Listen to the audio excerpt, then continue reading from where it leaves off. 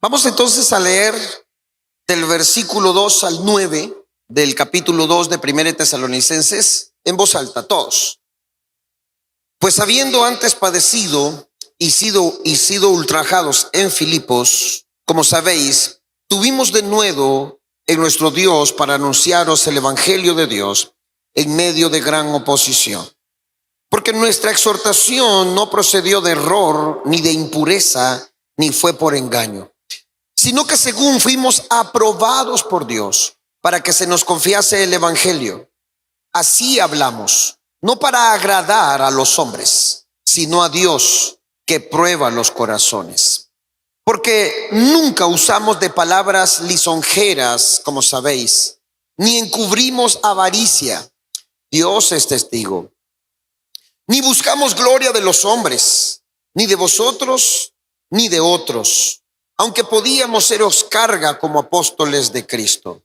Antes, fuimos tiernos entre vosotros como la nodriza que cuida con ternura a sus propios hijos. Tan grande es nuestro afecto por vosotros que hubiéramos querido entregaros no solo el evangelio de Dios, sino también nuestras propias vidas, porque habéis llegado a sernos muy queridos.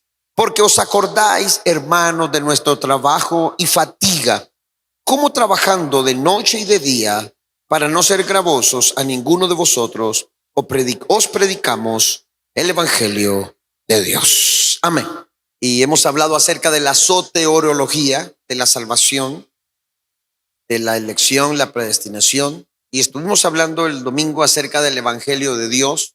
Hablamos de la buena noticia. Hablamos del evangelio de Cristo. Y hablando del evangelio de Cristo, yo solo quiero recapitular dos cosas. Recuerdan que dijimos que el evangelio de Dios es la buena noticia de que Jesucristo murió en la cruz del Calvario por nuestros pecados y que Él agarró nuestros pecados y en el tabernáculo celestial los borró por completo. No existe ningún registro de pecado en el tabernáculo celestial, porque Jesús con su propia sangre los limpió, los borró. Y hemos estado hablando entonces acerca de la antropología también, de la conciencia, del intelecto, las emociones, la voluntad, y cómo los pecados que cometemos ahora se van registrando en la conciencia, y mientras no nos arrepintamos genuinamente y no nos vayamos limpiando, esos pecados se van a convertir en la materia prima para que la concupiscencia y las tentaciones que solo se dan en el viejo hombre vengan a nosotros.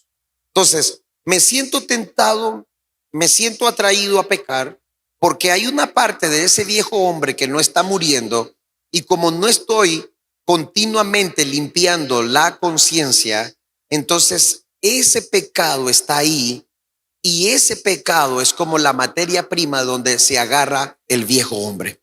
Mientras yo no purifique esa área de mi vida, voy a seguir luchando contra ese mismo pecado y voy a seguir como en ese círculo vicioso. Peco, me arrepiento y vuelvo a pecar el mismo pecado, me arrepiento y pido perdón y vuelvo al mismo pecado. ¿Por qué? Porque ese pecado en la conciencia no está completamente limpio. Si morimos en esa condición, nuestra resurrección será oscura. ¿Por qué? Porque no vamos a recibir una gloria ilimitada de Dios, sino que vamos a resucitar con un cuerpo nuevo, pero con una resurrección oscura, porque no resolvimos ese pecado en la conciencia. Por eso es que la salvación no es solamente decir, yo creo en Jesús y ya. Eso es lo que nos enseñó la religión. Pero la salvación es una transformación de mi existencia. Yo confirmo que soy salvo porque mi existencia ha sido transformada. Por eso hemos estado hablando de que no es que el agua se vuelve tibia a helada, es que de verdad el agua se transforma en vino. Y esa es la confirmación de la salvación. He sido completamente transformado, soy otra persona, soy completamente otro. No soy la misma persona. Y entonces, cuando yo experimento la salvación, entonces experimento una transformación de mi existencia. ¿Entienden eso? Entonces, por eso es que yo tengo que estar confirmando la salvación todos los días. Por eso es que yo tengo que estar en esa disciplina de comer la palabra, arrepentirme, obedecer y postrarme. Esta es mi disciplina de todos los días. Si yo soy perezoso para esta disciplina, entonces voy acumulando cada vez más ese pecado en mi conciencia, voy acumulando esa transgresión en mi conciencia y me voy acomodando a un estilo de vida que después se vuelve religiosa. ¿Y saben qué es lo peligroso de lo religioso? Que los religiosos no creen que necesitan cambio. Los religiosos creen que están bien. Los religiosos creen que todo está bien en sus vidas y que no necesitan encontrarse con Dios. Por eso no sienten la necesidad de orar, no sienten la necesidad de leer la palabra, no sienten la necesidad de venir a la iglesia, no sienten la necesidad de escuchar el mensaje, no sienten la necesidad de que se ore por ellos, no sienten la necesidad de nada, porque su vida cayó en la religiosidad y eso los vuelve secos, los vuelve insensibles y los vuelve duros de corazón. Por eso el espíritu religioso es lo más peligroso que puede entrar a la iglesia, porque nos hace creer que todo está bien y que no necesitamos de Dios. Por eso es que los verdaderos humildes y los verdaderos pobres nunca van a faltar en la casa de Dios. Los pobres y los humildes siempre van a querer estar aquí porque van a querer mantener su dirección hacia Dios todo el tiempo. Siempre. Porque se sienten tan necesitados. ¿Saben cómo es esto? Como cuando tenés un problema y tenés que buscar la solución, tenés una enfermedad grave y corres al hospital, corres a buscar al doctor, al mejor especialista, porque tenés que buscarle solución a tu problema. Cuando la necesidad espiritual es así, tienes cómo correr a la casa de Dios todos los días. Porque hay una sed y una necesidad de resolver ese asunto. Pero cuando no está esa necesidad, entonces no tienes ese hambre, no tienes ese deseo, y eso es religiosidad. Y eso es peligroso porque nos hace entonces volvernos creyentes tibios. Y a los tibios Dios los va a vomitar de la boca. O sea, tenemos que entender que no existe el lugar neutral en el reino de Dios. O soy caliente o soy frío. O estoy en el reino de la luz o estoy en el reino de las tinieblas. O amo u odio. No hay punto neutral aquí. Si no estoy amando, estoy odiando. No hay punto neutro. Por esa razón es que la salvación es la transformación de mi existencia. Así que, ¿ustedes están recibiendo una transformación de su existencia? ¿Ustedes tienen capacidad para perdonar? ¿Ustedes tienen capacidad para no tener resentimiento, para no guardar rencor? ¿Ustedes tienen capacidad para amar? ¿Ustedes están teniendo capacidad para tener hambre de Dios, tener hambre por la palabra, tener hambre para venir a la casa de Dios? ¿Están teniendo eso continuamente? Porque eso significa que de verdad están confirmando su salvación. Pero si no existe eso, significa que ustedes todavía están peligrando de su salvación. Porque si la salvación es un cambio existencial y no está sucediendo ese cambio existencial dentro de mí, entonces lo que yo estoy teniendo es una religión y encuentro con la religión en cada momento. Por eso es que la iglesia de Tesalonicenses fue un boom, porque recibieron la palabra como palabra de Dios y la agarraron y la vivieron. Y la comenzaron a vivir en sus vidas. Y eso los transformó. Por eso sentí orar por fe al principio. ¿Por qué? Porque la incredulidad no me permite ver la realidad de esto. No me permite ver la realidad de la palabra. No me permite ver la realidad de la salvación. ¿Y qué es lo que hace Satanás? Nos emboba o embotece nuestro entendimiento, lo pone tonto el entendimiento para que no sea alumbrado y no podamos recibir la revelación de Dios.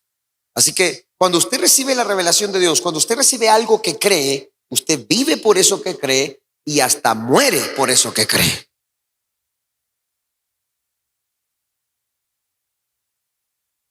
Aleluya. Amén. No se asusten, hermano. Por eso el Señor nos está exponiendo a la palabra para que seamos transformados. Pero ¿qué necesitamos entonces? Si el evangelio de Dios es el evangelio de Cristo, ¿qué es el evangelio de Cristo? El evangelio de Cristo es lo que estuvimos hablando acerca de Jesucristo. Jesús, que tiene que ver con el hombre humano, y Cristo, que tiene que ver con el ungido, que tiene que ver con el Mesías. Y aquí hay dos cosas que yo quería recalcar, dos versículos de la Biblia que yo quería recalcar para entrar al versículo 3. Y es en Hebreos capítulo 5, versículo 7. Y quiero que vayamos a Hebreos 5, 7 y luego vamos a ir a Filipenses 2, 5 al 8. Porque esto es importante. Si yo he recibido el evangelio de Cristo, el evangelio de Cristo es el evangelio que me transforma. El evangelio de Cristo es el evangelio que me cambia. Por eso se convierte en mi evangelio. El evangelio de Dios contiene el evangelio de Cristo. El evangelio de Cristo es el que me transforma y me ha cambiado mi existencia. Pero ese evangelio que me ha cambiado se convierte en mi evangelio. Pero ¿qué necesitamos entender de Jesucristo? ¿Por qué Jesucristo vivió una vida tan cuidadosa para no pecar? Ahora, Jesús nunca vivió en su propia fuerza. Y es aquí donde yo quiero llevarlos a ustedes. No se trata de que nos vamos a esforzar en nuestra propia fuerza. No se trata en que yo me voy a esforzar. Yo me voy a esforzar por ser más santo. Yo me voy a esforzar por ser mejor. Yo me voy a esforzar por no volver a pecar. ¿Qué pasa con la gente que hace esos compromisos? ¿Sí o no que la vuelven a cavar? ¿Ah? Porque ellos dicen, no, yo me esfuerzo, yo me voy a esforzar. De aquí en adelante voy a ser mejor. De aquí en adelante voy a ser aquí. Y vuelven a encavarla. ¿Por qué? Porque no se trata de nuestro esfuerzo. Pero ¿qué es lo que sí necesitamos hacer? Para que el evangelio de Cristo nos transforme y podamos nosotros convertir el evangelio de Cristo en mi evangelio. Miren lo que hizo Cristo. Hebreos capítulo 5, versículo 7. Dice, y Cristo en los días de ¿qué? O sea, Cristo en los días de su carne, en su humanidad, cuando era Jesús, todavía no era el Cristo, era Jesús. Recuerden que el Cristo es el ungido, el Mesías, pero aquí está hablando de Jesús, el humano, Jesús, el sarx, Jesús el que tenía la carne, Jesús el que vivió completamente en un cuerpo de carne y hueso. Y dice Jesús en los días de su carne, ofreciendo ruegos y súplicas con gran clamor. ¿Y qué? ¿Y qué? ¿Hace cuánto usted no tiene lágrimas delante de Dios cuando ora?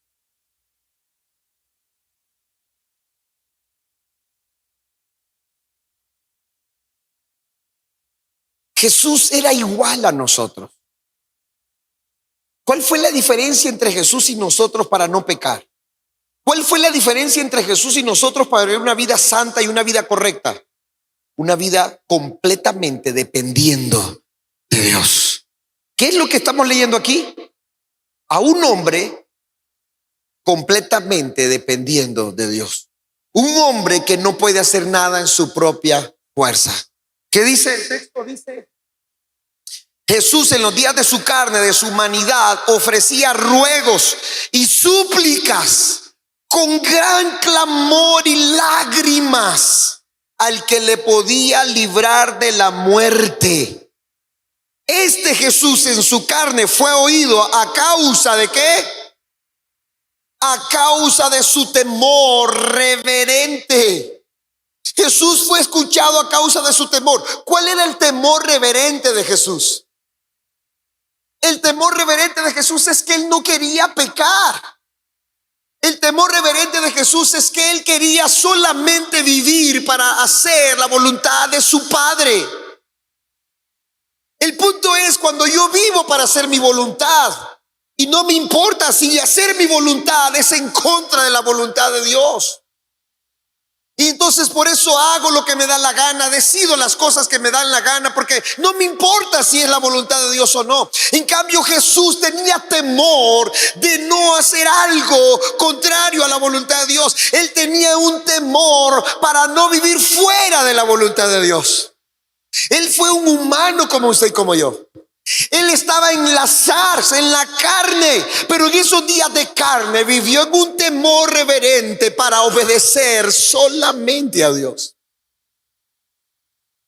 La diferencia entre Jesús y nosotros es que a nosotros no nos importa si es la voluntad de Dios o no lo que hacemos. Me voy a casar con el que yo quiero, de todas maneras, es mi vida. No te importa si es la voluntad de Dios o no.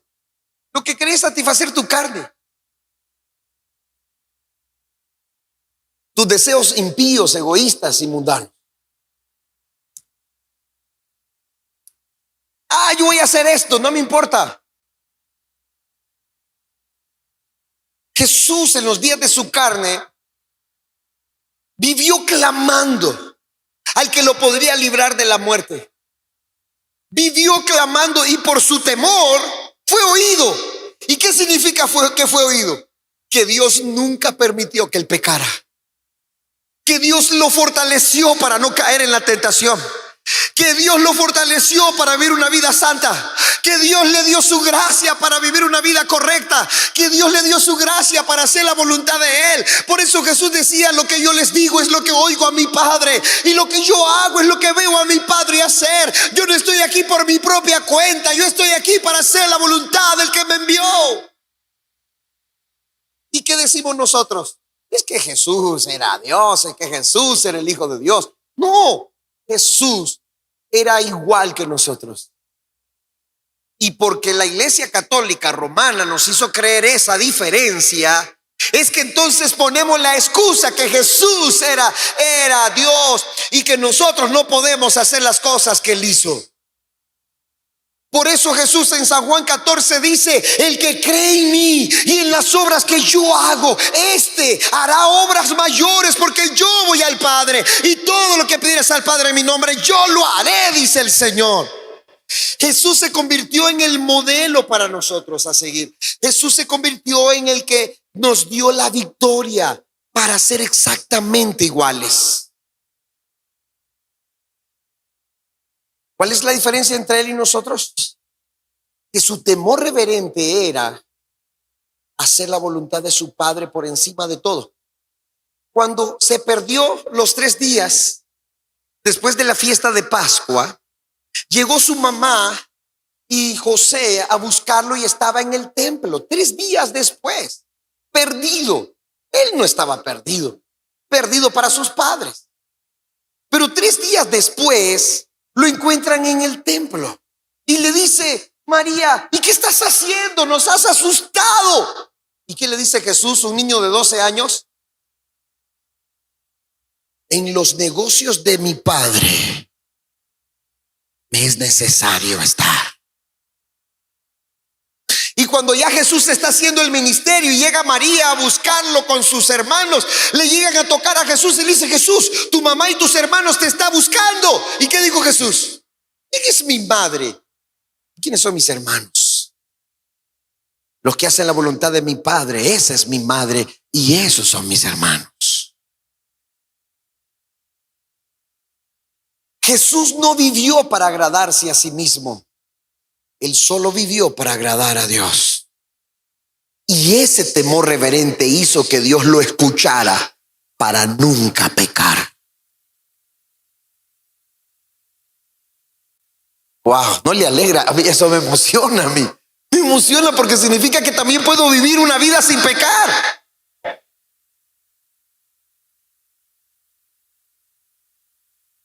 Lo único es que tengo que llegar a alcanzar ese temor reverente de no vivir para mí, de no vivir para hacer mi voluntad y no vivir para hacer su voluntad. Escúcheme, cuando yo llego a ese nivel, ese evangelio se convierte en mi evangelio.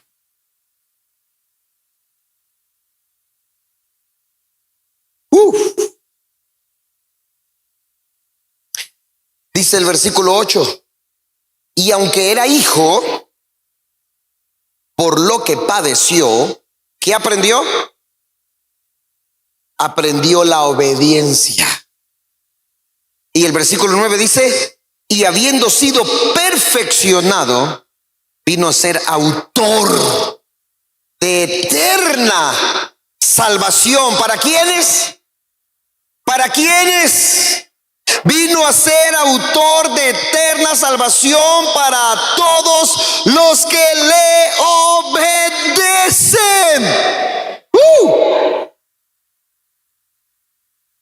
Por eso la salvación es un simple creo en Jesús. Es más que eso. Esta es la diferencia. Jesús, al vivir esa vida y yo creer en eso, en ese evangelio de Cristo, entonces se vuelve mi evangelio. Ahora vamos a Filipenses.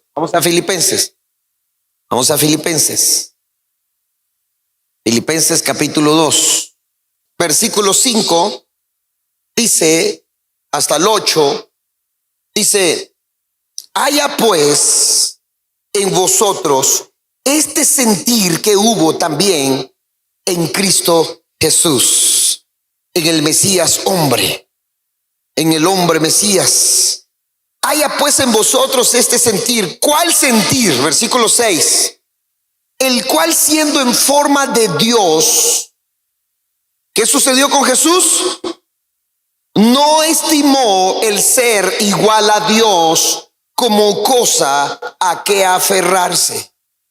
O sea que él tenía esa dignidad gloriosa, pero no se aferró a esa dignidad, sino que ¿qué hizo? Dice el verso 7, sino que se despojó a sí mismo. Atención, no es que va a venir el Señor a despojarme del viejo hombre, es que yo tengo que despojarme a mí mismo.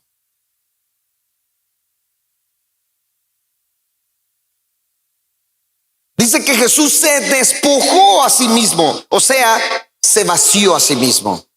Se despojó a sí mismo tomando forma de siervo y hecho semejante a los hombres. O sea, ¿qué quiere decir que Jesús fue hecho semejante a los hombres? ¿Ah? Igualito. No hay ninguna diferencia entre él y nosotros. Ni una. Hablando del término de hombre, ya sabemos que él es el Mesías, nosotros no somos Mesías, pero en el término de hombre somos completamente iguales. De hecho, semejante a los hombres, versículo 8. Y estando en la condición de hombre, ¿qué hizo? ¿Por qué entonces Jesús pudo vivir una vida sin pecado? ¿Por qué Jesús pudo vivir una vida santa en esa humanidad pecadora? Él tenía el mismo cuerpo, la misma sarx pecadora que usted y yo. Él tenía ese mismo cuerpo pecador, con los instintos carnales, con los caracteres que usted le quiera poner. Tenía lo mismo, pero ¿por qué nunca cometió ni un solo pecado? Porque en esa condición de hombre se humilló a sí mismo. ¿Por qué es que nos cuesta a nosotros vivir una vida correcta, una vida santa y una vida de obediencia? Porque nos cuesta humillarnos a nosotros mismos.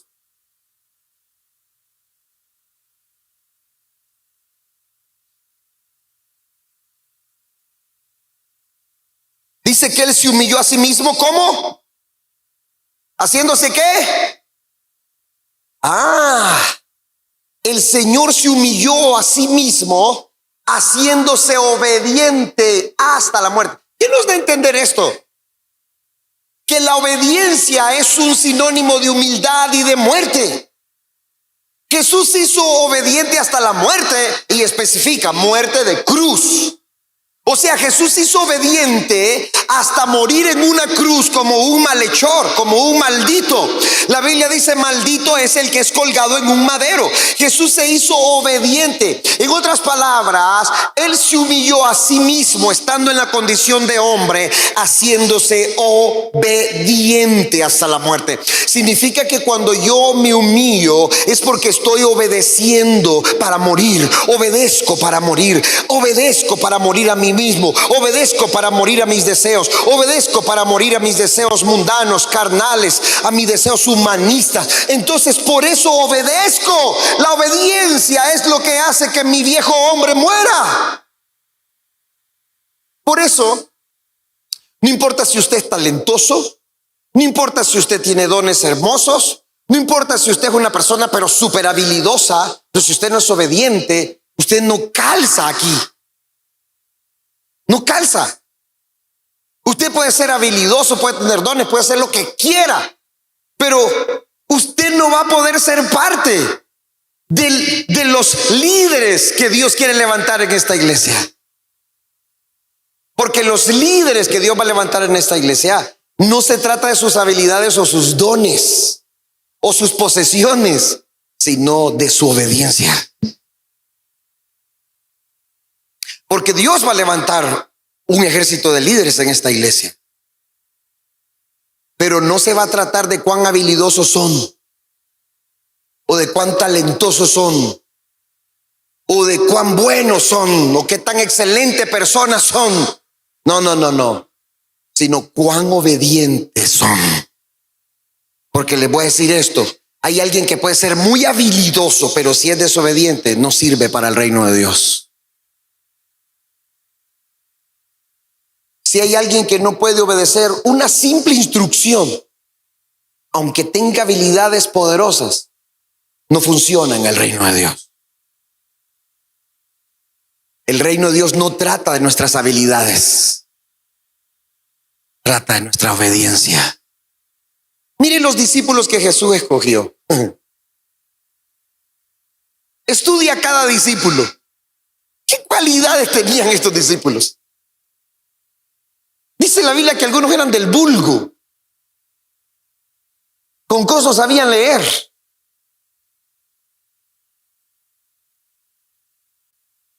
Algunos eran negociantes, pero del vulgo.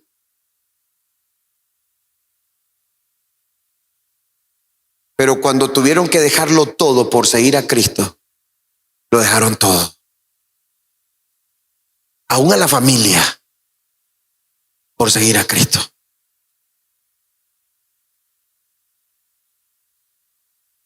¿Y qué dice la Biblia? Que en el tabernáculo celestial o en la Nueva Jerusalén están los 12 nombres de los 12 apóstoles que renunciaron a todo por seguir a Cristo.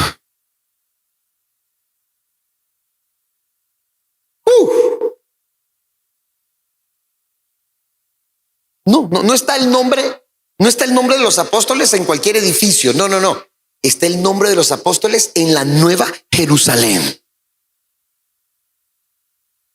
Y ahí está el nombre de cada uno de ellos en cada pilar de la Nueva Jerusalén. ¿Por qué eran talentosos? ¿Porque hacían milagros? ¿Porque multiplicaban las cosas?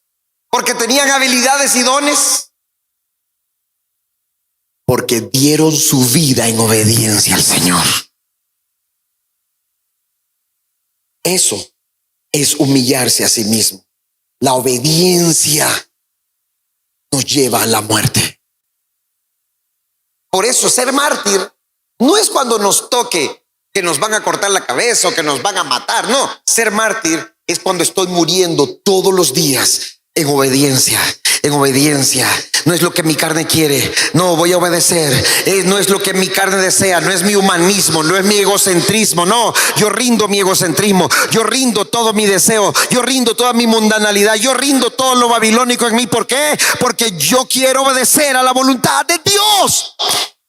Eso hizo que Jesús nunca pecara. Eso hizo que Jesús mantuviera una vida santa, porque mantuvo una vida de obediencia hasta la muerte, y muerte de cruz. Eso a mí me emociona. ¿Sabe por qué? Porque esa es la, si usted le quiere llamar la fórmula, esa es la fórmula. ¿Usted quiere ser santo? ¿Quiere de verdad mantener esa vida pura? No necesita hacer nada en su propia fuerza. Nada. Solamente obedecer al Señor. Punto. Solamente humillarse a sí mismo todos los días.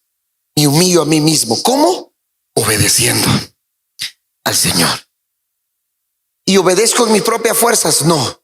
Recibo la fe como regalo para obedecer. Y como recibo la fe, recibo la gracia para obedecer. Entonces le obedezco por la fe y le obedezco por la gracia. Soy obediente por la fe y soy obediente por la gracia de Dios. Esto es así, esto es hermoso, hermano. Si nosotros de verdad caminamos en esta vida de fe, vamos a recibir la gracia para obedecer en todo.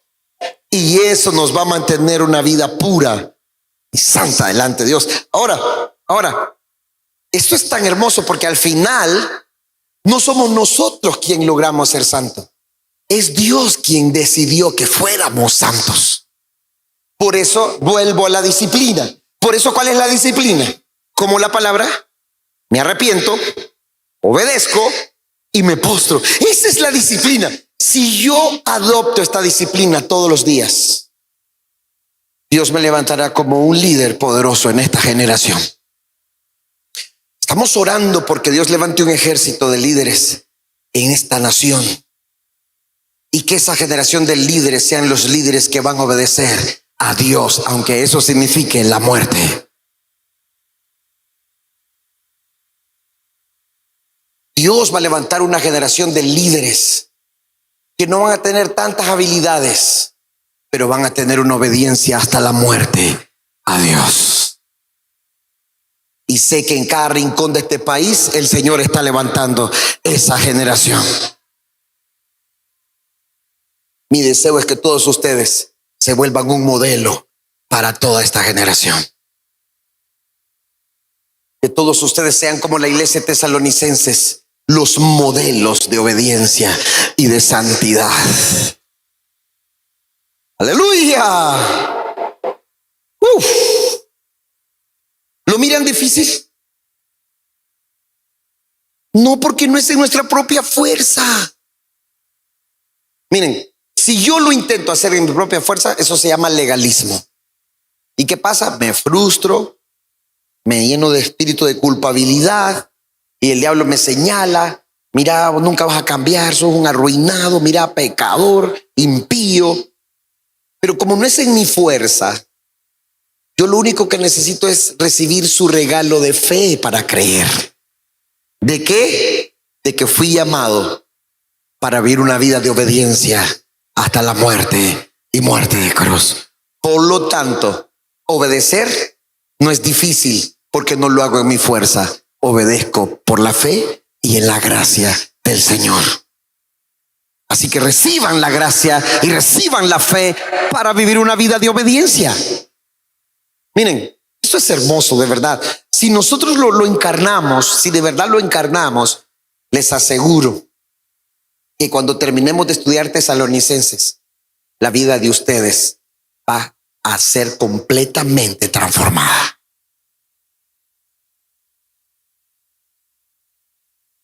¿Lo creen? Digan un amén más fuerte. Usted digan un amén que salga de aquí. Miren, que agarre la palabra y digan amén. Recuerden que amén es así sea. Entonces cuando ustedes gritan amén, dicen así sea. Voy a estar completamente transformado. Recuerden que esto no es religión. Ahora, cuando el evangelio de Dios, el evangelio de Cristo, se convierte en mi evangelio, ese es el poder del evangelio. Por eso entonces decía Pablo: no me avergüenzo del evangelio, porque el evangelio es poder de Dios para salvación a todo aquel que cree. Versículo 3 dice: porque nuestra exhortación, vamos con la palabra exhortación. ¿Qué significa exhortación? Dice Pablo, porque nuestra exhortación no procedió de error, ni de impurezas, ni fue por engaño. ¿Qué estaba diciendo Pablo aquí? La exhortación es la forma de cómo se introduce el evangelio, cómo Pablo introduce el evangelio. La exhortación también era una forma de levantar la fe de la persona. Y también la exhortación era como una advertencia o como un mandamiento, pero también la exhortación era darle valor a una persona. Por eso la palabra exhortación también tiene que ver con ánimo. Pero en este caso, Pablo está dándoles una exhortación, les está dando como una declaración de valentía, pero también les está dando como una declaración de fe, levantarle la fe a la gente. Ahora, ¿por qué nosotros somos faltos de fe? ¿Por qué nos falta la fe? ¿La fe viene por qué? ¿La fe viene por qué? ¿El oír qué? ¿El oír qué? Entonces ahora entiende por qué el diablo nos quiere robar la palabra. Ahora entiende por qué el diablo le ha robado a la iglesia todos estos años la palabra. ¿Por qué hoy en las iglesias la prédica dura 20 minutos y lo más 25 minutos? Y los predicadores hablan más de su propia vida que de la Biblia. ¿Por qué se ha robado la palabra? Usted escucha a los predicadores y hablan más de prosperidad que de otras cosas. Hablan más de otras cosas que la Biblia. Y el mensaje dura 20, 25 minutos. Entonces por eso la gente está llena, la iglesia está llena, pero de gente vacía. Gente que no tiene fe para conquistar sus propias victorias y sus propios milagros y sus propias bendiciones. La gente no tiene fe. ¿Y qué hace el pastor? Lo que el pastor hace es que la gente lo siga a él, que la gente esté alrededor del pastor. La gente no tiene que estar alrededor del pastor, tiene que estar alrededor de Cristo. La gente tiene que creerle a Cristo, tiene que tener la fe en Cristo, tiene que tener su mirada en Cristo. ¿Por qué no estuvimos un año aquí y ustedes siguen aquí? Porque su mirada estaba en Cristo. Se montaba en un taxi y le decían a los taxistas, tu pastor los dejó, los abandonó, que aquí, que allá, pepe. Se montaba en otro taxi, qué bárbaro ese pastor. Se fue. Yo no sé a cuántos les han dicho un montón de grosería. Y entonces la Kenia dice, pero nosotros ¿por qué estamos en la iglesia? Por el Señor Jesús. Y estamos firmes ahí por Cristo. Y ahora dice, cuando ustedes regresan y están con nosotros, nos sentimos felices. Nos sentimos bendecidos.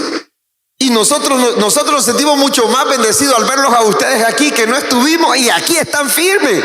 ¿Por qué? Porque la iglesia no gira alrededor del pastor, gira alrededor de Cristo. Es alrededor de Jesús que gira la iglesia. Pero como hoy entonces se predica para que la iglesia gire alrededor del hombre, entonces por eso las iglesias están secas, sin la vida de Dios. ¿Por qué el diablo ha robado la palabra? Para que no tengamos una fe inquebrantable. Entonces, ¿por qué no tenemos fe? Porque no nos estamos exponiendo a la palabra. Pero cuando nos exponemos a la palabra, ¿qué pasa? Se aumenta la fe. Porque la fe viene por el oír. Y el oír la palabra de Dios. Así que entre más palabra escuchamos, más fe. La fe crece, la fe se aumenta. Por eso cuando usted oye la palabra y dice amén, aunque en ese momento usted no lo está creyendo, hay algo que se está activando en su espíritu. Cada vez que usted dice amén, hay algo que se está activando en su espíritu. Hay algo que se activa dentro de usted. Porque escuche, la palabra es espíritu, es la palabra de Dios, es la palabra que da el espíritu. Entonces cuando la palabra que sale y sopla el espíritu esa palabra y usted dice amén, aunque no lo entienda, solo lo cree, esa conexión entre la palabra y su amén es poderoso.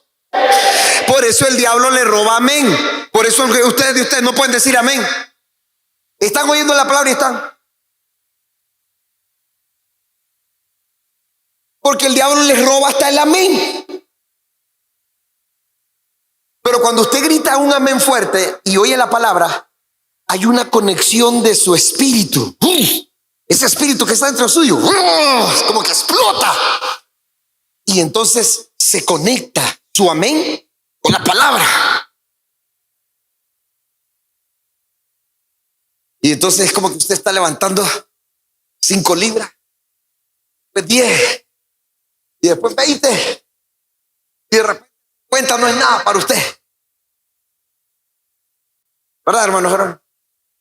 Ya 50 no es nada para mí. Usted levanta y dice, pasa. Este problemita que antes me hacía quebrarme, ahora ya no me quiebro. Antes cuando la gente hablaba mal de mí me sentía mal, me dolía. Pero ahora no siento nada. La gente puede decir lo que quiere y no siento nada.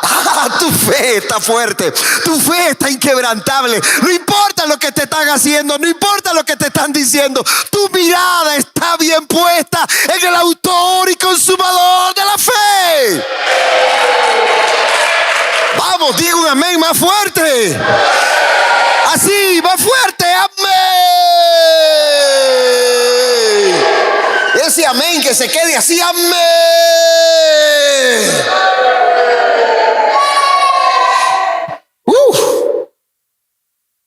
Aleluya. Cuando usted dice amén a la palabra, es algo poderoso que se produce adentro. No va a decir amén a cualquier cosa. A la palabra. Aunque no lo entienda. Aunque no entienda. Pero el Espíritu Santo le va a ir abriendo el entendimiento.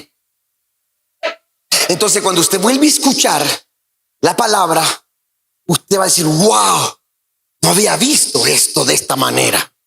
Y se abre el entendimiento. Es más, no me acuerdo qué salmo estábamos viendo con mi esposa. Y me dice mi esposa, pero ese salmo ya lo habíamos leído. Hay un salmo, creo que es el Salmo 82 y Juan capítulo 10, versículo 34, creo, que dice, vosotros sois dioses, dice en Salmos. Pero en Juan, el Señor Jesús dijo, ustedes se asustan porque dijo que soy hijo de Dios. Pero aquellos que recibieron la palabra, dice, son dioses, dijo Jesús. Pero se asustan porque yo digo que soy hijo de Dios. Y nosotros no habíamos visto esa parte donde dice Jesús, los que recibieron la palabra son dioses. Eso está en Juan capítulo 10, versículo 34. Y en el Salmo 82 el Señor menciona esa palabra. Y nosotros habíamos leído Juan, habíamos leído los salmos y no habíamos visto esa expresión. Lo que les quiero decir es que hay cosas que de repente no las entendemos en el momento, pero amén a la palabra. La palabra, yo digo amén a la palabra. Lo que es la palabra, amén. Pero cuando yo digo ese amén, el Espíritu Santo va abriendo mi entendimiento. Hasta que, wow, lo creo. No importa lo que me digan los de afuera, lo creo. Porque si Dios lo dijo, así es, aleluya. Entonces la gente puede decir lo que quiera, pero yo conozco la palabra y conozco al Dios de la palabra. Aleluya. Digan amén, hermanos. Ay, Señor, yo no puedo estarles enseñando que digan amén, ya están grandes. Se le enseña a los niños a decir amén. Ustedes ya no, ya están grandes. Tienen que aprender a decir amén. Así que, ¿qué es exhortación entonces? Exhortación es levantar la fe. Lo que Pablo está diciendo, porque nuestra exhortación, o sea, nosotros venimos para levantarles la fe, para declararles valor, valentía. Entonces, cuando la palabra entra como exhortación, Pablo dice que nunca lo hizo a medias. Nunca la palabra de exhortación lo hizo a medias, ni por error, ni por impurezas. ¿Qué significa que no procedió de error? Que no había error en su evangelio. ¿Por qué no había error en su evangelio? Ahora, recuerden que Pablo habla del evangelio de Dios, el evangelio de Cristo y mi evangelio. ¿Por qué Pablo dice que no había error? ¿Por qué la exhortación no procedió de error? Porque el evangelio que Pablo predicaba no tenía error. ¿Por qué? Porque era el evangelio de Dios. Y el evangelio de Dios no tiene error. Por eso cuando usted está escuchando esta palabra, que es el evangelio de Dios, usted tiene que decir amén a eso, porque no hay error en el evangelio de Dios. No hay error en la palabra de Dios. Amén, hermana Martita. Amén, así es. Así que, ¿qué significa esto? Que en el evangelio de Dios no hay error. Significa que el evangelio tiene un estándar y yo no puedo bajar el estándar de ese evangelio. Por eso es que yo no puedo predicarle mi propia filosofía. Pablo no le predicaba su filosofía. Y el pastor King dice algo. Él le dice a los pastores que quieren ser del ministerio Zoe: ustedes tienen un solo requisito para ser del ministerio Zoe: solo prediquen esta verdad como la predicamos nosotros. ¿Por qué? Porque lo que predican es el puro evangelio, sin adulteraciones. Es la palabra pura del Señor. No se está enseñando filosofías huecas, se está enseñando la palabra tal y como está escrita. Y en esa palabra, en ese evangelio de Cristo, en ese evangelio de Dios, no hay error. ¿Por qué? Porque hay un estándar de ese evangelio. Y el punto es que en ese estándar del evangelio, yo no puedo bajar ese estándar a mi nivel. Yo tengo que subir al estándar de ese evangelio. Yo no puedo vivir el evangelio a mi manera. Yo tengo que vivir el evangelio a la manera de Dios, a la manera del evangelio de Dios. Por lo tanto, yo no bajo el estándar del evangelio a mi estilo de vida. Yo subo mi estilo de vida al estilo del evangelio de Dios. Por eso Pablo dice: no hay error en el evangelio que te estoy predicando, porque no te predico el evangelio de mi estándar, sino que predico el evangelio del estándar de Dios. Y eso es poderoso. Ahora, hablaba con alguien ayer y hablábamos de estos temas y me decía: este tipo de prédicas no vende. Este tipo de prédicas no te hace famoso. Este tipo de prédicas no te da muchos likes. Este tipo de prédicas no te da muchos seguidores. Este tipo de prédicas no vende publicidad, no vende ofrendas, no vende esto, no vende lo otro. ¿Por qué? Porque la gente solo quiere que le hablen de bendición, de prosperidad, de que vas para cosas grandes, de que vas para cosas largas. Pero la gente no quiere el evangelio del estándar de Dios. Quieren vivir el evangelio de acuerdo a su propio estándar. Y por eso el evangelio que Pablo estaba exhortando, predicando, no procedía del error. ¿Por qué les hablo con autoridad? ¿Por qué les hablo con tanta confianza, aunque les guste o no les guste? Porque no les estoy hablando mi evangelio, les estoy hablando el evangelio de Dios. Si te gusta, bendito sea Dios. Y si no te gusta, también bendito sea Dios. No trato de agradarles. Amén. Entonces, el evangelio del Señor es que Dios siempre va a querer el 100% de nosotros. Nada a medias. Dios quiere el 100% de nosotros. Él quiere el 100% de tu tiempo. Él quiere el 100% de tu vida. Él quiere el 100% de todo. No algo, lo quiere todo. ¿Qué le dijo Jesús a sus discípulos? ¿Quieren ser mis discípulos? Ok, niéguense a sí mismos. Tomen su cruz cada día, sigan.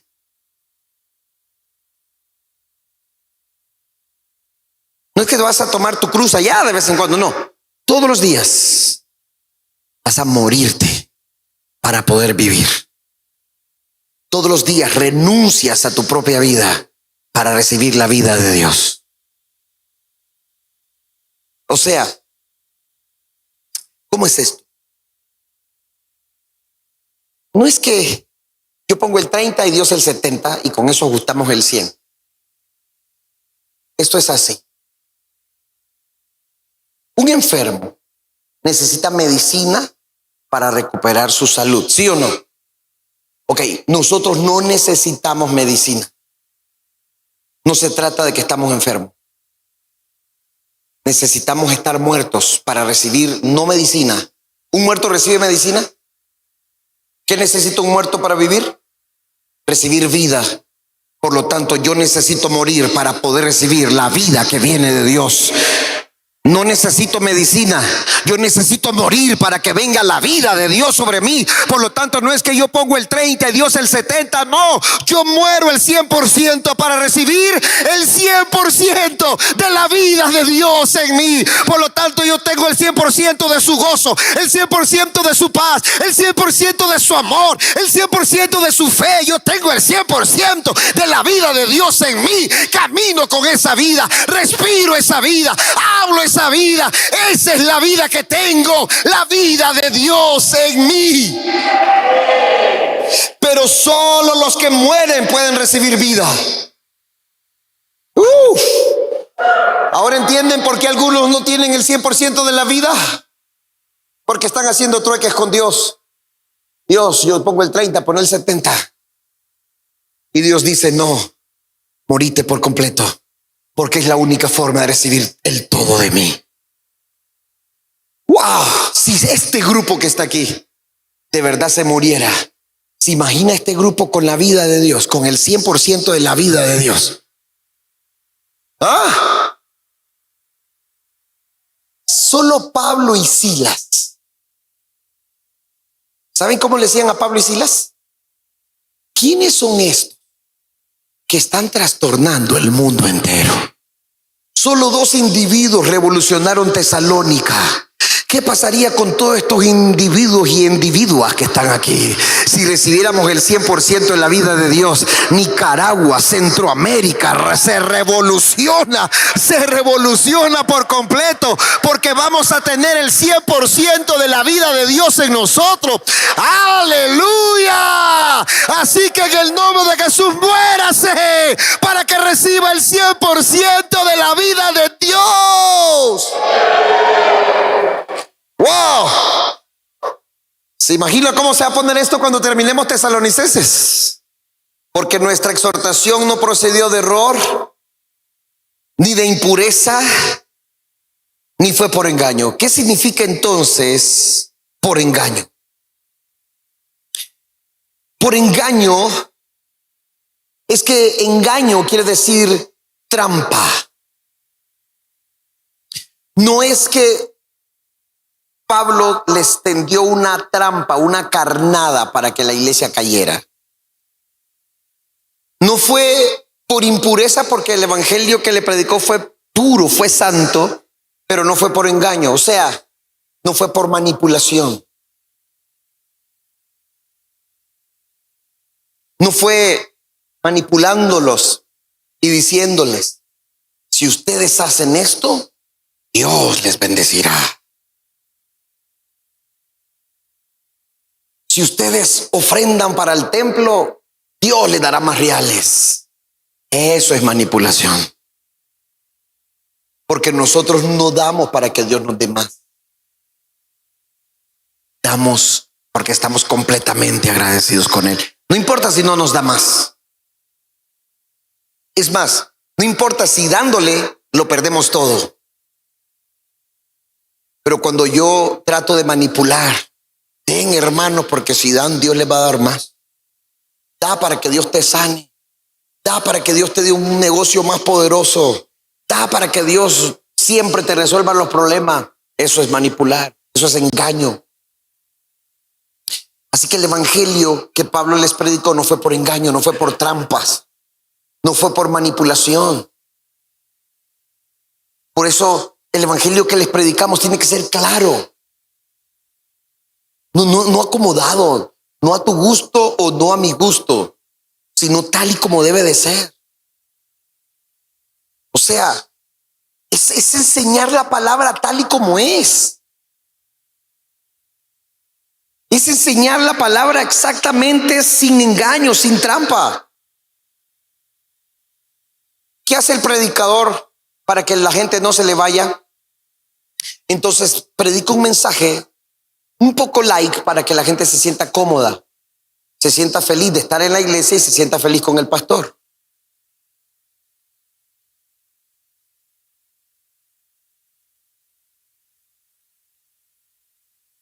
Y por otro lado, lo que hacen también es lanzar carnadas a la iglesia para ver si la iglesia cae en esa carnada. No, el evangelio que Pablo predicó a Tesalonicenses, dijo, no fue por carnada, no fue por engaño. Lo que aquí les estamos predicando a ustedes no es por carnada, no es para ver si ustedes caen, no. Es que o ustedes se transforman en verdaderos hijos de Dios y en justos verdaderos, o ustedes simplemente se van a parar delante de Dios aquel día y su vergüenza será el no haber obedecido la palabra. Punto. Cuando les hablamos de la escatología y de todas las cosas que vienen, no es para que usted tenga miedo y se sienta manipulado. Uy, qué miedo, tengo que estar en la iglesia entonces. No se trata de eso. Usted no tiene que venir a la iglesia por miedo al infierno, porque entonces eso es religión. Usted no tiene que venir a la iglesia porque tiene miedo de perderse. No, entonces eso es religión. Entonces usted está buscando indulgencia cada vez que viene a la iglesia. No, usted viene aquí porque usted sabe que es el lugar que Dios asignó para entrenarlo, para prepararlo y para formarlo, para que usted se pare victoriosamente delante de Dios. Punto, es lo que usted debe de entender. No viene porque tiene miedo de que le va a ir mal. No, usted viene porque es el lugar que Dios escogió. Y si no es el lugar que Dios escogió, entonces usted se va a otro lugar que sabe que Dios escogió. Y ahí tiene que entender que Dios escogió ese lugar para prepararlo, para pararse victoriosamente delante del Señor. Porque eso es lo más poderoso que necesitamos entender. Muy pronto nos vamos a parar delante de Jesús. Y yo me quiero parar victoriosamente delante de Dios. Si yo le predico este evangelio acomodado para que usted se sienta bien, yo voy a salir completamente avergonzado delante de Dios. Si yo le predico este evangelio adulterado, el día que estemos delante de Dios y muchos de ustedes se pierdan por el evangelio que yo les prediqué, entonces yo voy a salir avergonzado y ustedes van a irse al infierno maldiciéndome. Pero si ustedes escuchan este evangelio puro que les estamos predicando sin adulteración, y el día que estemos delante de Dios y ustedes creyeron en este evangelio y lo obedecieron, no por engaño, no por trampa, simplemente porque se enseñó lo que se tenía que enseñar y ustedes lo creyeron y obedecieron a ese evangelio, entonces el día que ustedes se paren, ustedes se pararán victoriosamente delante de Dios y ustedes serán la corona mía.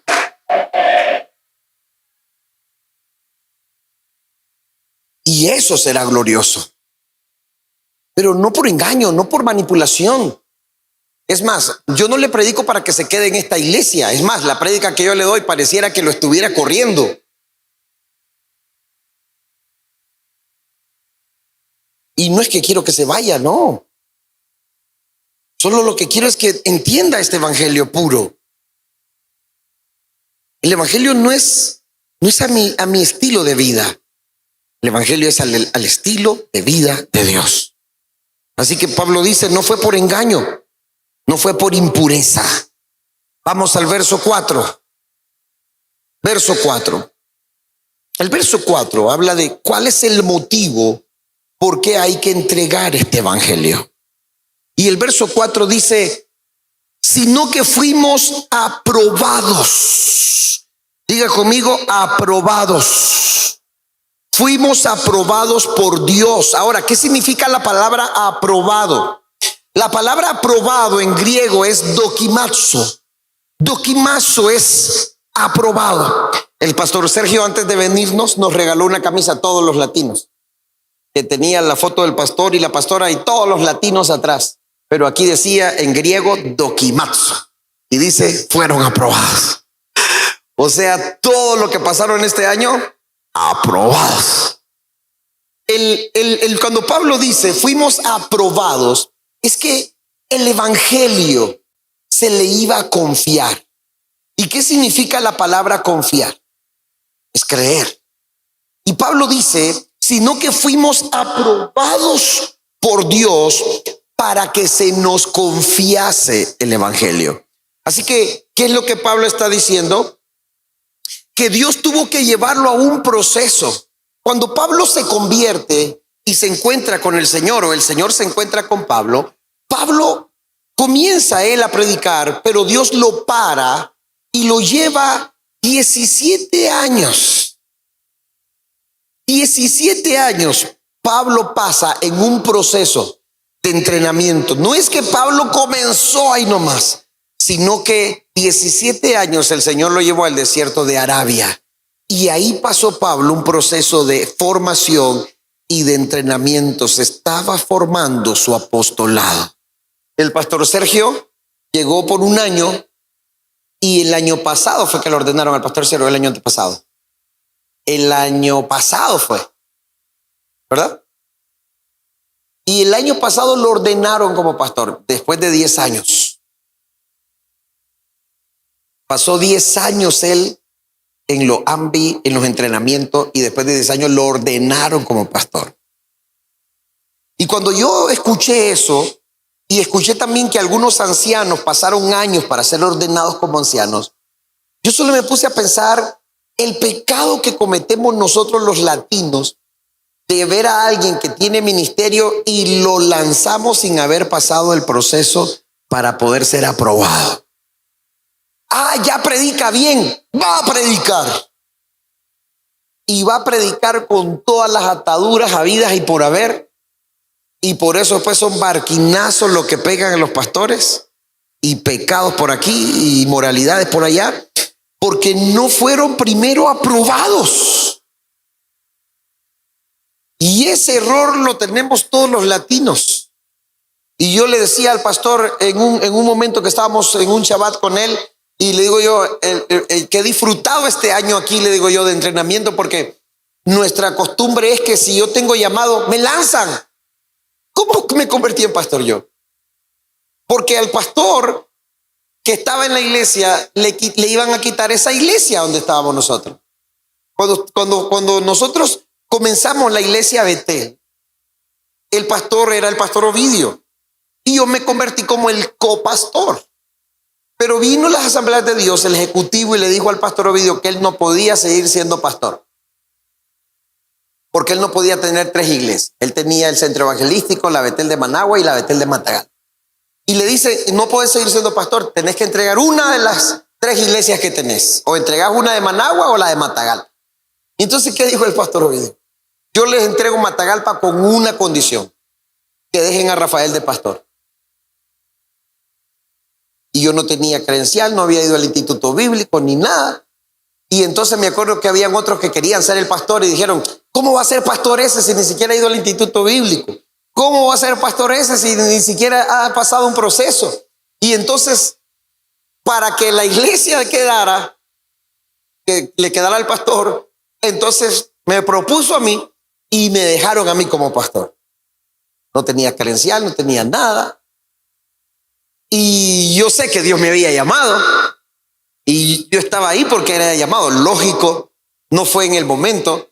Me acuerdo que yo tenía 20 años cuando comenzamos la Betel, y a los 25 años es que me dejaron como pastor, ya después que yo me casé. Pero lo que les quiero decir es que nosotros los latinos somos así.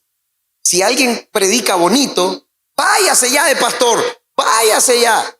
Y ni siquiera pasa por el proceso. Entonces usted ve que gente predica bien, pero son terribles con su carácter, son terribles con sus finanzas, son terribles con la inmoralidad, son terribles con muchas cosas, pero como predican bien, los mandan a ser pastor. Pablo se convierte al Señor y él comienza a predicar, pero el Señor lo detiene y lo manda 17 años al desierto de Arabia. ¿Por qué? Porque necesitamos ser aprobados para que Dios nos confíe su evangelio. ¿Ustedes creen que yo vuelvo a poner a un pastor así por así? No, yo ya me arrepentí. Porque no existe algo más valioso que Dios tenga como su iglesia. Su iglesia costó el precio de la sangre de su hijo. Y Dios se la confía al pastor. Ustedes reciban vida o reciben muerte por medio de la palabra del pastor. Miren, la relación entre nosotros es una relación de vida y es una relación eterna. Yo soy como la voz de Dios para ustedes. Porque Dios me confió a mí como pastor su iglesia. Dios le confía al pastor lo que más ama, su iglesia. Por eso la responsabilidad del pastor delante de Dios es terrible. Por eso lo que el pastor predica desde aquí, el día que me pare delante de Dios, hermano, usted está tranquilo. Es más, decía el pastor, yo no sé por qué la gente quiere ser pastor, dice, si los pastores ni recompensa van a recibir. Y el montón de gente que quiere ser pastores y los pastores no van a recibir recompensa. ¿Y saben por qué estamos aquí? Porque somos llamados.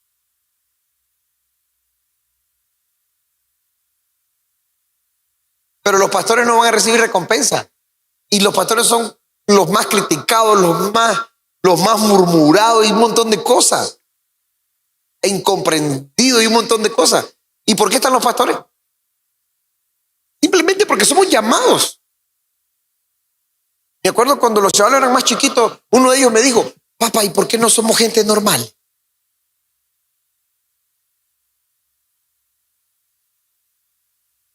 Porque tal vez ellos sentían el peso del ministerio.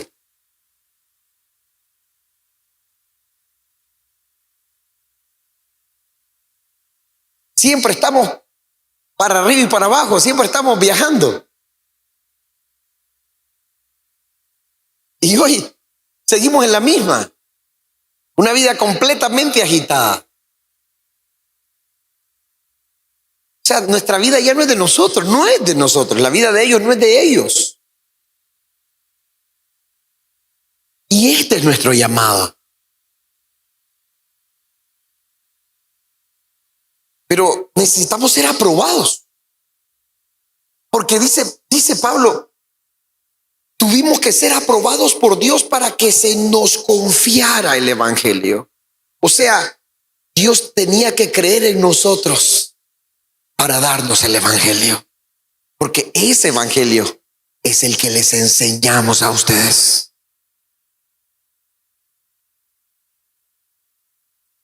La gente ve lo que hoy podemos haber conquistado, pero no ve el proceso por el que tuvimos que haber pasado. No ve los tiempos de lágrimas, de soledad, de desprecio, de rechazo. No ve los tiempos de escasez, de limitaciones, de hambre o lo que sea. No ven esas cosas. No ven ese proceso. Pero Dios tuvo que procesarnos para luego aprobarnos y confiarnos su evangelio y su iglesia.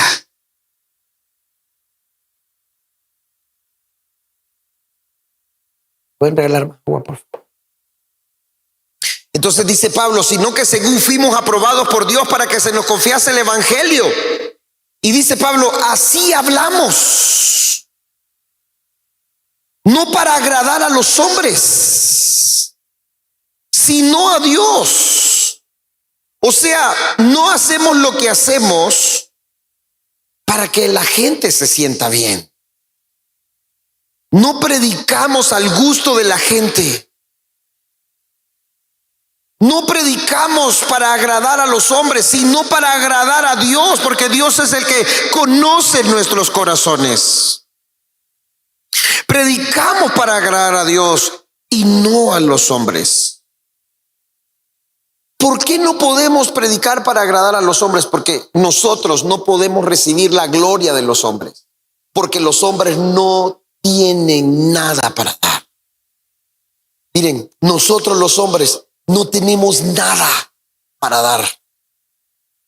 Si no recibimos la gloria de Dios, nosotros no podemos dar gloria. Nosotros no podemos dar gloria. Por eso es que es en vano estar esperando la gloria de los hombres. Por eso es en vano querer recibir la gloria de los hombres. Por eso Pablo dice, no les predicamos para recibir la gloria de los hombres. Porque los hombres, aunque quieran dar gloria, no pueden, no poseemos nada. La gloria que podemos poseer es la gloria que Dios nos da para darle gloria solamente a Él.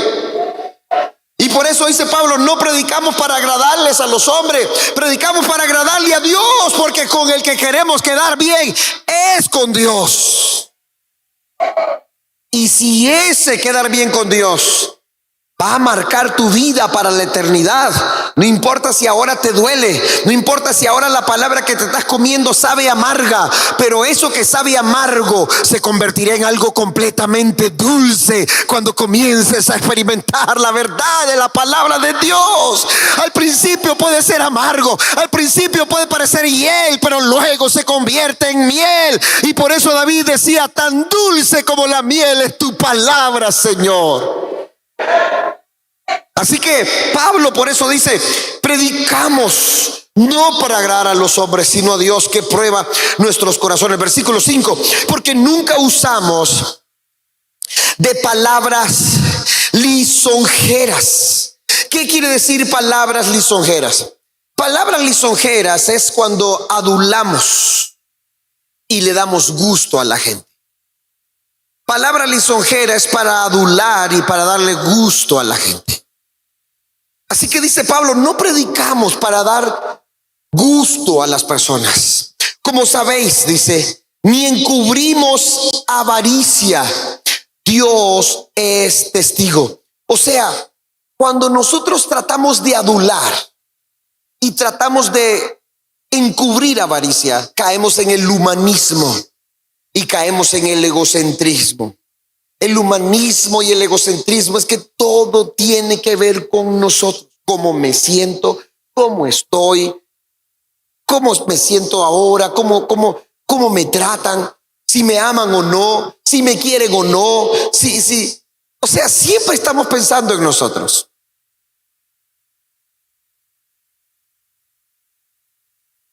Todo tiene que girar alrededor de nosotros. Todo gira alrededor de mí, todo gira alrededor de mi yo, de mí. Y entonces me vuelvo egocentrista.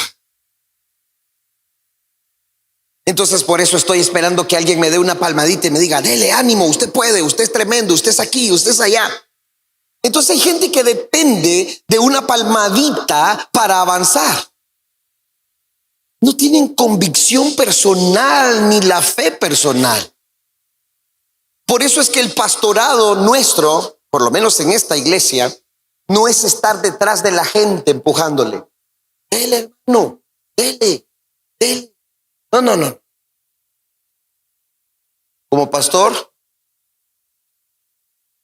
soy la cabeza de esta congregación y como cabeza me convierto en el líder de esta congregación y voy adelante, no atrás. El líder va adelante, no atrás. ¿Por qué el esposo es la cabeza del hogar? Porque él es el que se supone que debe ir adelante y no atrás. ¿Por qué el líder es la cabeza? ¿Por qué Cristo es la cabeza de la iglesia? Porque Cristo es el que va adelante, no atrás. ¿Qué dice Jesús? Las ovejas oyen mi voz. ¿Y qué? ¿Y qué? ¿Y qué? No dice que Jesús va detrás de las ovejas. Dice que Jesús va adelante y las ovejas lo oyen su voz y lo. Entonces, ¿quiénes son los que van detrás de las ovejas cuando se quedan atrás? El pastor va adelante en las ovejas, pero cuando una oveja se queda atrás, ¿quiénes son los que van atrás? Los pastores alemanes. O los pastores, ¿cómo se llaman esos perritos? Australianos, que son pastores ovejeros. Son esos perritos que van guau, guau, guau, guau, guau, guau, guau, guau, guau, detrás de las ovejas.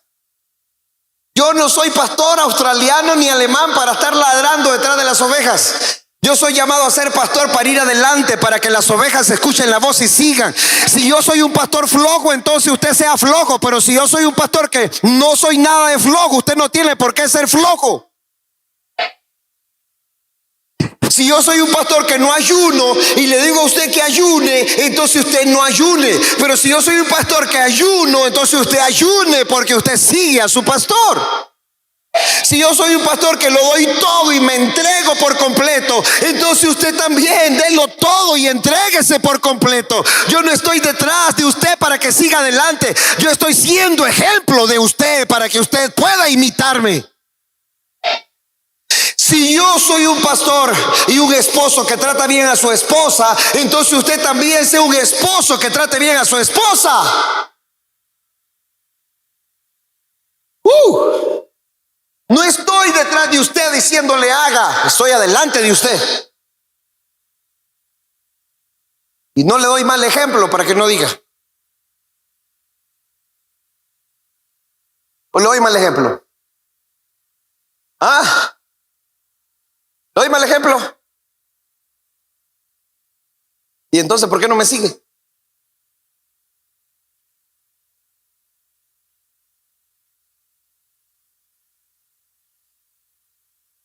¿A qué hora comienza el culto el miércoles? Yo vengo de Managua los miércoles. ¿Me ha visto venir tarde?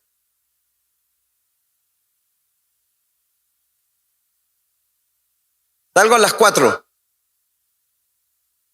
No de Managua, salgo a las 4 de la universidad, de los chavalos. Y vengo orando para que Dios me abra el camino para estar a tiempo. Y por lo menos estoy media hora antes de que comience el servicio. Y no vengo desde aquí, vengo desde Managua. ¿Y usted que viene de aquí viene después de las 7?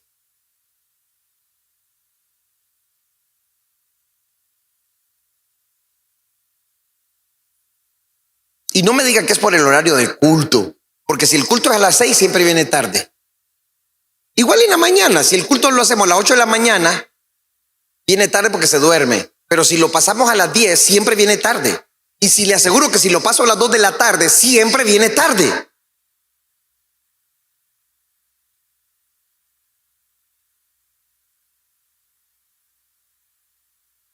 Cuando deberíamos estar media hora antes de que comience el culto. Y algunos hasta se duermen y no vienen.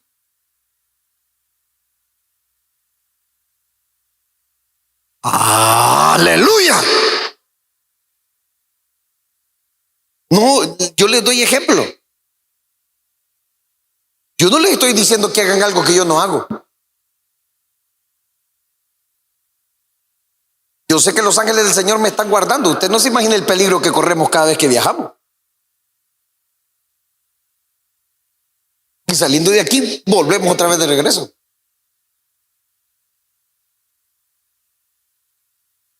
Así que yo no le estoy hablando para que usted haga lo que yo no hago. No. Somos pastores que vamos delante de ustedes. Nosotros vamos abriendo el camino por ustedes. Nosotros vamos marcando el paso por ustedes. Nosotros dedicamos un año entero para buscar al Señor, preparándonos para que ustedes se conviertan en esa iglesia gloriosa. Fuimos a entrenarnos. No fue fácil dejar nuestra casa, nuestra iglesia, dejar nuestra ciudad, nuestro país. No fue fácil, ¿pero por qué? Porque nosotros vamos adelante marcando el paso. No le vamos a decir a la iglesia que haga algo que nosotros no hacemos. Entonces, ¿qué está diciendo Pablo aquí? Que no se trata de adular, no se trata de congraciarse. No. Sino que tenemos que convertirnos en ejemplo. Ahora, la palabra lisonjera también tiene que ver cuando nos dejamos influenciar por el humanismo y el individualismo. Recuerden que el mundo es el veneno para la iglesia. Y si yo me dejo influenciar del humanismo y del individualismo, entonces yo permito que el sistema babilónico venga en mi vida. Porque como estoy centrado en mí, entonces el sistema de Babilonia es lo que quiere, que yo piense en mí, que yo luche por mí, que yo trabaje para mí, que yo me esfuerce por mí. Yo no me esfuerzo por mí, me esfuerzo no para mí.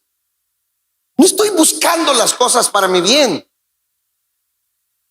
No estamos buscando sentirnos bien. Usted no está buscando sentirse bien. No, estamos para agradar a aquel que nos llamó por soldados. No importa si eso significa desvelo, significa ayuno, significa lo que sea, pero nosotros no estamos aquí pensando en sentirnos bien. Estamos aquí para hacerlo sentir bien a Él. Si mi incomodidad lo hace sentir bien a Él, viviré incómodo toda la vida. Si mi incomodidad lo hace que a Él se sienta agradado, entonces viviré lo más incómodo posible para que Él se sienta agradado. No importa si tengo que desvelarme, no importa si tengo que cansarme, pero si ese cansancio, si ese desvelo lo agrada a Él, entonces lo seguiré haciendo para agradarlo a Él. De eso se trata. Pero lisonjera es cuando todo permito que el humanismo, el individualismo, el sistema babilónico y ese veneno entre a mi vida o entre a la iglesia. Por eso usted no espere que nadie lo esté adulando. Usted tiene que tener identidad de quién es en Cristo Jesús. Amén. Vamos al versículo 6. Ya vamos a terminar. Aquí ya vamos más rápido.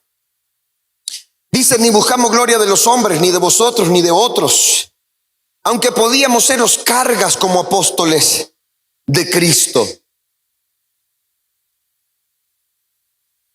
¿Qué está diciendo aquí Pablo? O sea, porque no caemos en el humanismo, no buscamos la gloria de los hombres. Porque no caemos en el humanismo, no buscamos la gloria del hombre, sino que ¿qué es lo que buscamos? Buscamos la gloria de Dios. Solamente la gloria de Dios. ¿Qué dice el versículo 7? Antes fuimos tiernos entre vosotros como la nodriza que cuida con ternura a sus propios hijos. Ahora, ¿la nodriza es la mamá o solo es la que cuida? ¿Quién es la nodriza? ¿Ah? ¿La mamá o la que cuida solamente? La nodriza es la que cuida. Pero ¿por qué Pablo dice fuimos tiernos entre vosotros como la nodriza? ¿Por qué habla de la nodriza? ¿Ah?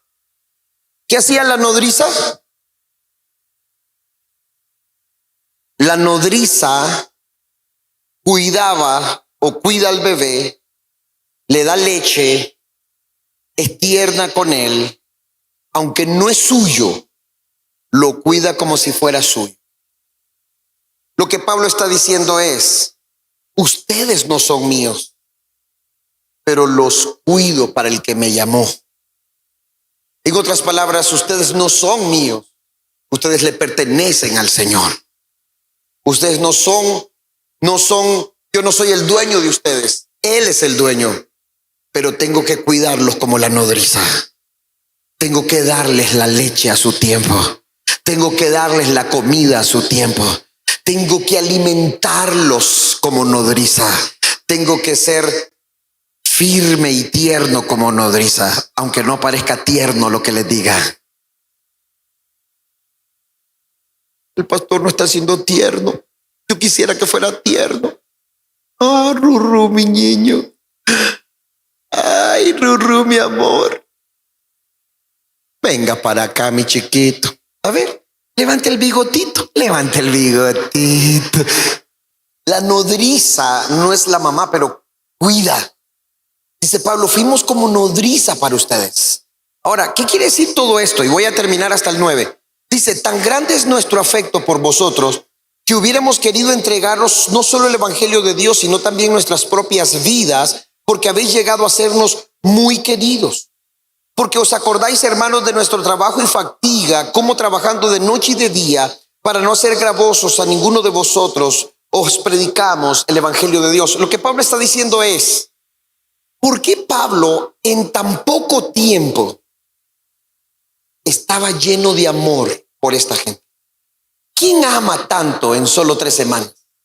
Pablo no está mintiendo. Dice: les amo tanto. Es un afecto tan grande. ¿Por qué?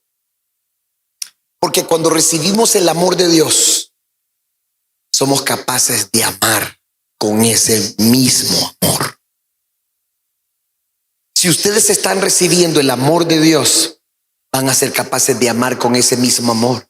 Van a ser capaces de perdonar de esa misma forma. Van a ser capaces de tolerar de esa misma manera. ¿Por qué? Porque están amando no con el amor humano egocéntrico, sino con el amor de Dios. Por eso no importa si pasan 10 años, 15 años o apenas han pasado una semana, aprendemos a amarnos de tal manera que no necesitamos pasar 20 años juntos. Nos amamos al recibir el amor de Dios. Y por eso se vuelve fácil perdonarnos. Por eso se vuelve fácil no tener resentimientos ni rencores. Porque estamos amándonos con el amor de Dios. Entonces, ¿qué dice Pablo? Dice, pasamos nosotros día y noche para no ser gravosos. Ahora, ¿qué quiere decir esto? Pablo lo que está diciendo es que ellos tuvieron que trabajar porque la iglesia de Tesalonicenses era nueva y no le iban a pedir nada porque era una iglesia nueva. Pero en cambio la iglesia de Filipenses, cuando usted lee el Filipenses y cuando estudiamos Filipenses, la iglesia de Filipenses era una iglesia más madura y se volvió una iglesia más generosa con Pablo. Y por eso es que Pablo en Filipenses le dice a la iglesia, Dios les va a suplir conforme a sus riquezas en gloria, porque ustedes siempre me apoyaron en mis necesidades. O sea, la iglesia de Filipenses era una iglesia que le daba con generosidad a Pablo. Pero la iglesia de Tesalonicenses, Pablo dice, yo trabajé día y noche para no ser gravosos a ustedes. ¿Por qué? Porque la iglesia estaba comenzando y Pablo dijo, no vamos a cargarlos a ustedes. Nosotros trabajaremos día y noche. Pero no estaba diciendo Pablo de que la iglesia no iba a darle, sino que la iglesia de Filipenses sí, porque ya era una iglesia madura. Lo que Pablo está diciendo es que tanto amó esta iglesia que estaba recién comenzando, que ellos prefirieron ir a trabajar noche y día para no ser gravosos a esta iglesia. Y esta iglesia se convirtió en la iglesia que impactó toda Asia con solo 3 semanas.